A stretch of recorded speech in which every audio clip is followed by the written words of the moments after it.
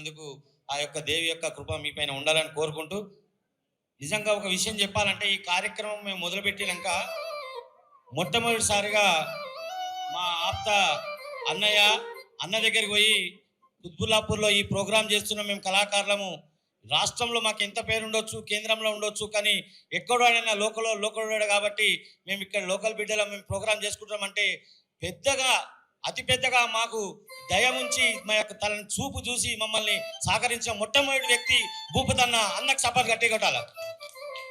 నేను ఒక ప్రోగ్రాంకు మొన్న పోయినప్పుడు నేను పాట పాడిన తర్వాత అన్నాడు, నువ్వు అన్న ఫ్యూచర్లో ఏ ప్రోగ్రాం మొదలుపెట్టినా నా దగ్గరికి రా, నేను నా తోడుందని చెప్పిండు. అదేవిధంగా పోయినా అదేవిధంగా సహకరించిండు. ఈ యొక్క దిగ్విజయం లోపల అన్న పాత్ర కూడా ఉంటుందని చెప్తూ, ప్రజల కొరకు పాటు పడే కళాకారులం, పగలు రాత్రి వెలుగునిచ్చే సూర్య చంద్రులం, జోల పాట పాడి అమ్మ పాట నేర్పెనా, ఊయలలో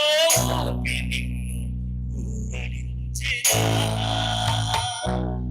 అమ్మ రుణం తీర్చే శక్తి లేకపోయినా నా రచనే అమ్మ పాట రుణము తీర్చునా, ప్రజల కొరకు పాటు రుణము తీర్చునా, ప్రజల కొరకు పాటు